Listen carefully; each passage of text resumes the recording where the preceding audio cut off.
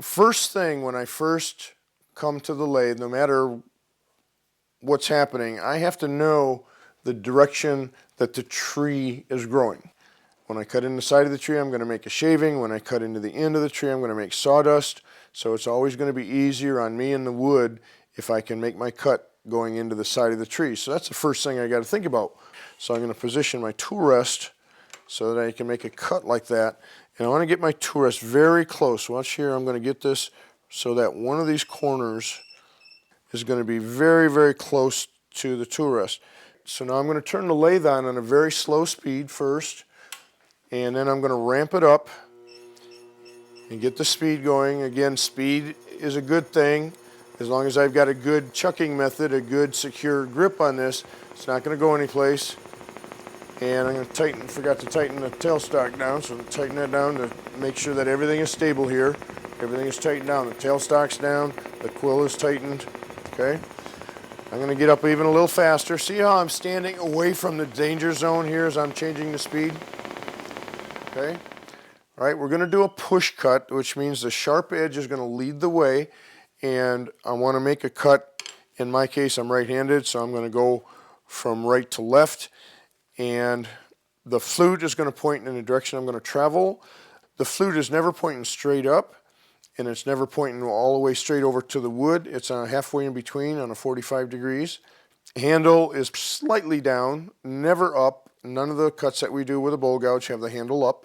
And I'm anchored down on the tool rest, and I'm anchored by having my hand on the tool rest. And I'm just going to make a pass straight across. One of the rules of the push cut with a sharp edge leading the way is that the bevel is going to be supporting the cut. And the bevel is going to follow behind and have support for the cut, so it's not going to bounce into the air spaces.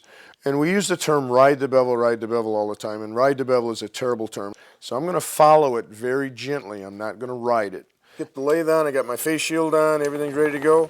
Anchor, and I'm going to just sneak over the tool rest a very little bit because I know the wood's there. I can't see it, but I know there's wood right there. And I'm just going to make my pass across here, and it's going to be very, very easy and simple. All of the shaving forces are going down into the tool rest. I'm going to slide it back, advance a little bit more. In fact, it doesn't get any harder than this as far as turning goes with those square corners going around there. Let's pull back the camera a little bit and look at the whole handle. I'm just going to use my fingertips here. There's really no force on my body. This is a finesse thing, not a strength thing. Okay. Of course, I'm not going to turn like this with my fingertips. I'm going to tuck it into my side. I'm going to use my body. I'm going to use my torso to go down.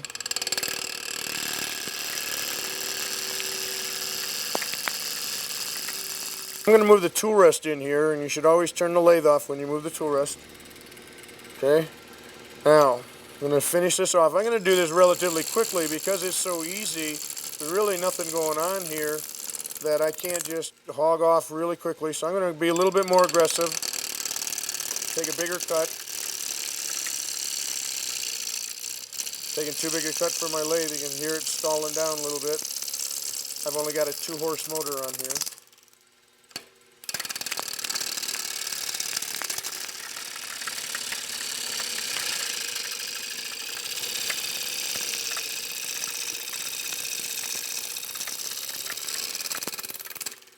Yeah, let's shut it off a second, see what we got. Okay, I'm almost round. I'm down. The chainsaw cut's almost gone here. Got a little bit of bark. A little bit more chainsaw on this side. Got a void here where a branch is coming through there. That'd be cool in the bottom of a bowl. For me, I like that kind of character.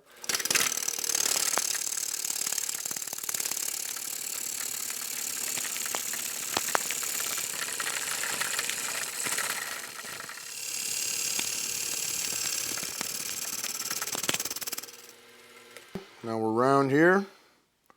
All the way down. The chainsaw cut's gone right there too.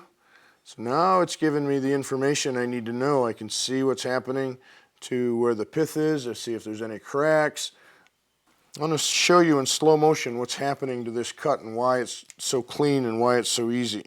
Let's go back to the setup of the bowl gouge again. Flute pointing in the direction we're going to travel. We're going to travel this direction, right? The wood's coming this direction. The flute's going to point in the direction we're going to travel. The flute is on a 45-degree twist. The bevel support is behind. If we see the heel of the bevel following the wood as it goes along there.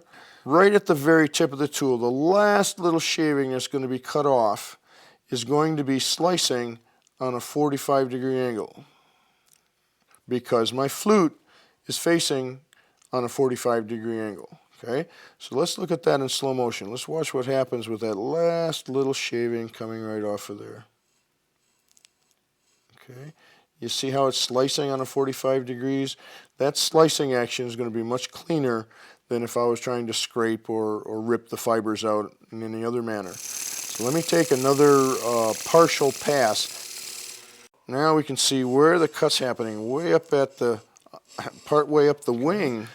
But the last little shaving that's following behind after the cut's happening, the bevel's following behind on it, that last little shaving is being peeled off on a 45-degree angle, and that's why this surface is so clean.